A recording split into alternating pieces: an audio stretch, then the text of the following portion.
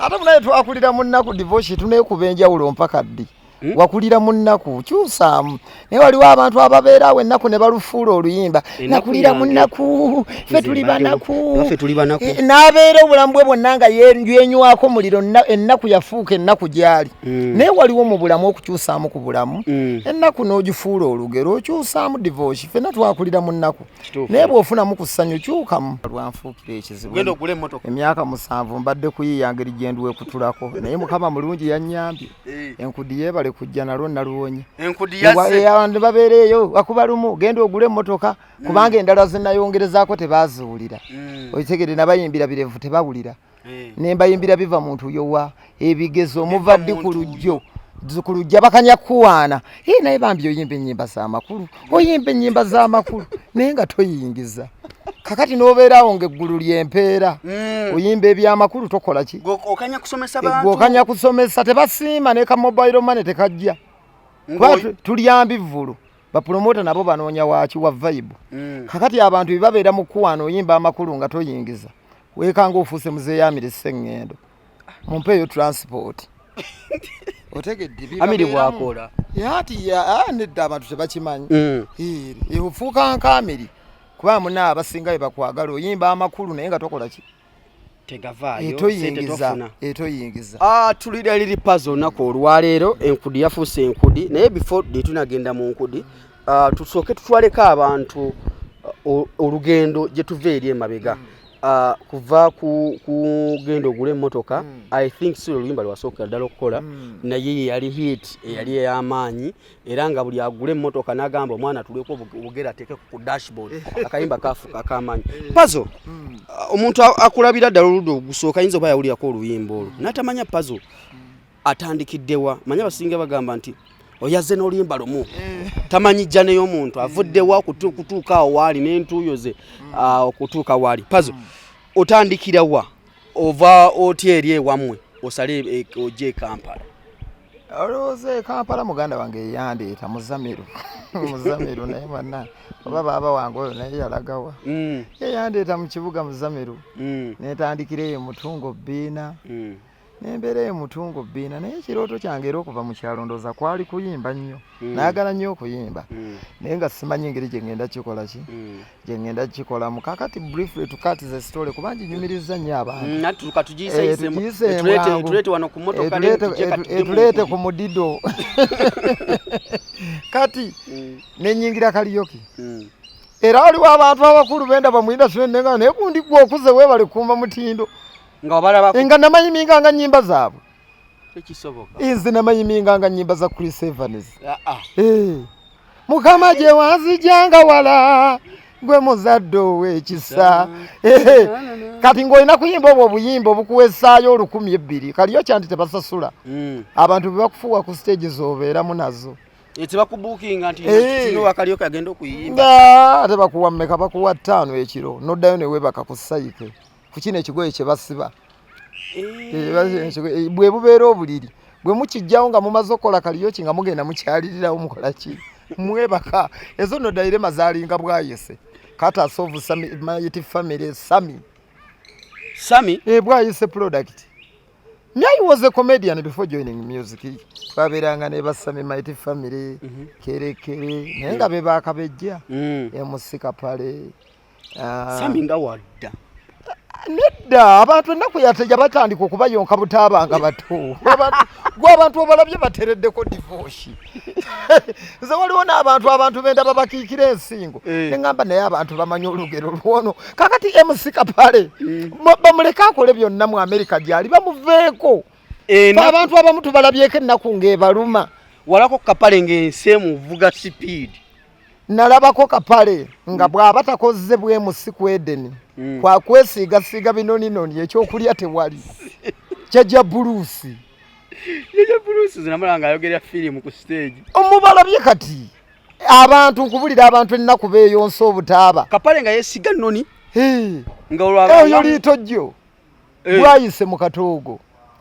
zoza bwayise mu katoogo products ate no bo basulanga eri mu katoogo ffe tusulanga eneekazo ku St. Luke bw'osanga kerekere muleke ali mu UK yanyumirwa muleke ffe tulabyeko abantu ennaku beeyonsa obutaaba nosanga kerekere sawa mwendo ogwekiro akutte ekigundi ekisayike ava ku Edeni olwo wabeerangayo Emma ngolo mulumu Emma olwo tabasasudde agambye bye muzinye leero sibitegedde Emma ali ku Edeni Service Park abantu bamumanyi nnyo ye yali nanyini mukiga ali very arrogant wakolanga kaliyo kinagamba naye leero bye muzinye sibitegedde mutwale ezo ze babafuye mugende nomugamba Emma obwedda ndi ku stage akola ebintu by'ekigwagwa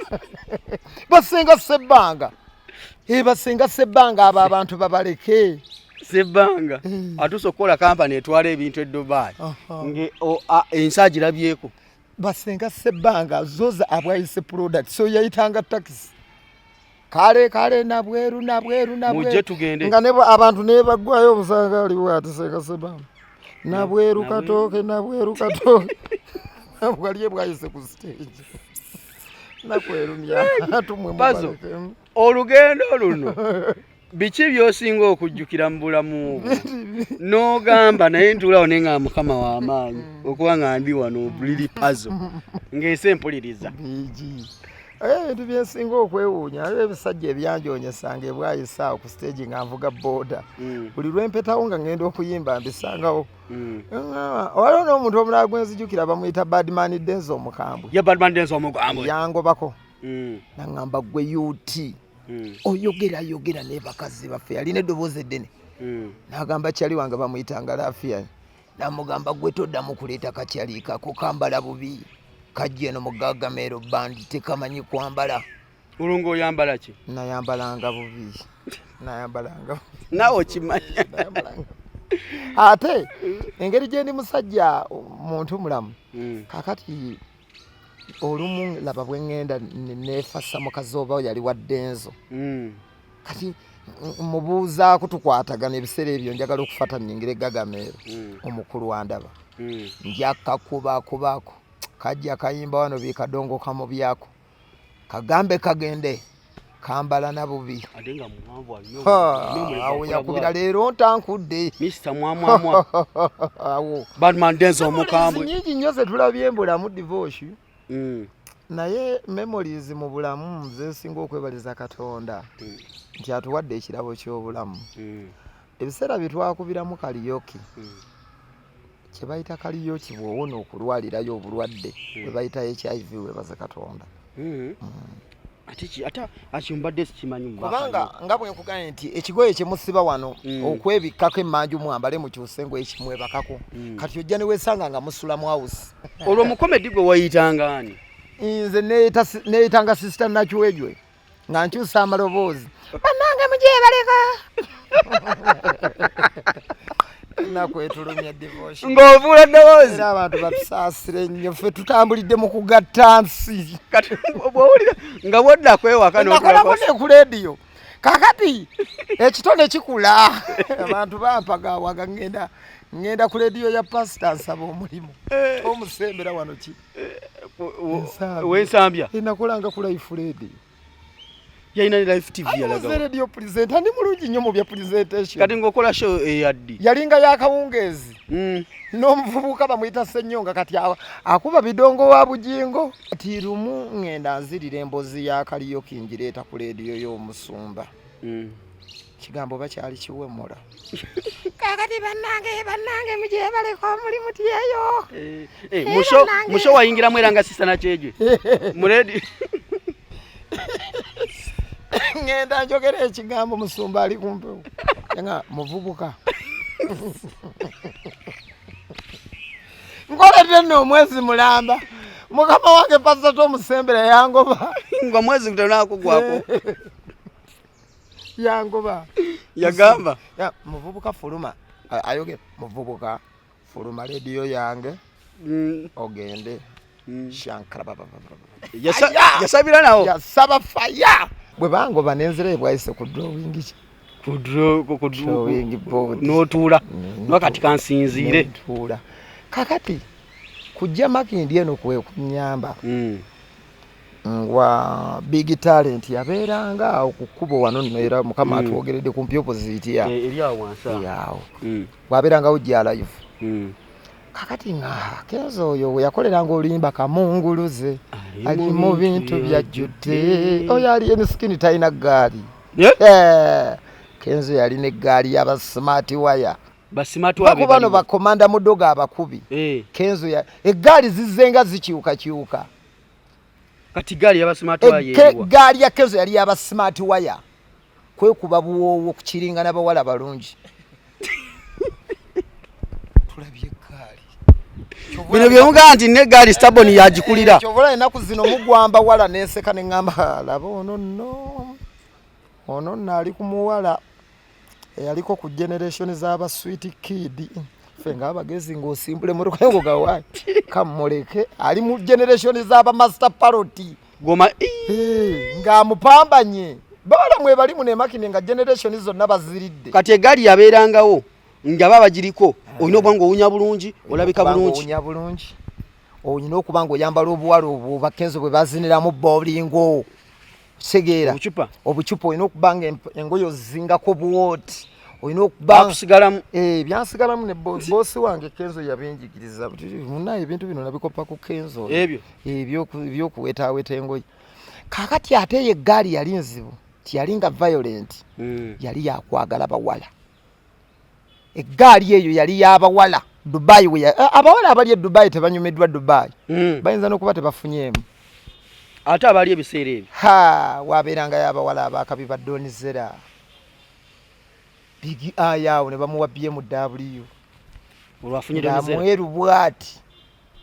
gowini aya gowini alla yabeeranga ne muganda we Big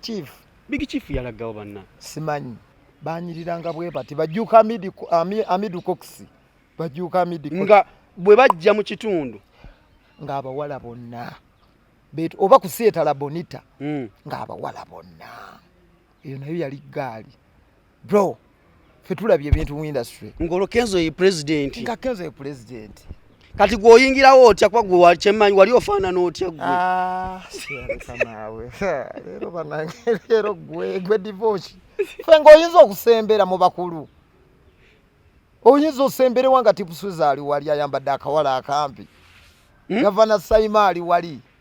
Baraka Ssenyonga kati liripazo waabwe Badax Katero bali wali n'omukulu yanyiganga essimu Kenzo yalina akawoowo kawunya akawangaliddemu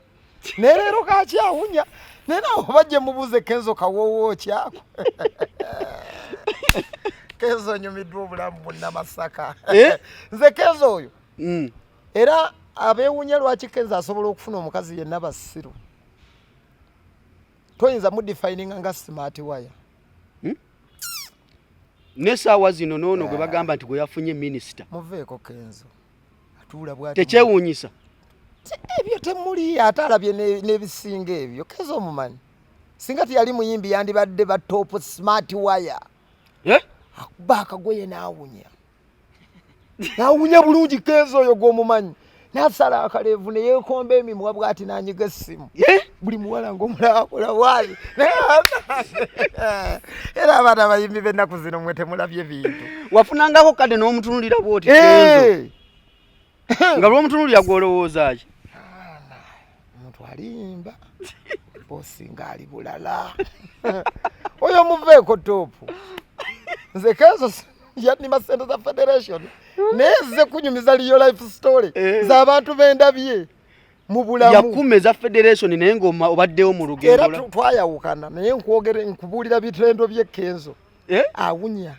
akawooba akajjawa oba bakatabula ne baleeta kali ne baleeta kano kwegana ne bwokanoonya ku market tokalaba akawewo wagezaako kukanoonya tekalabika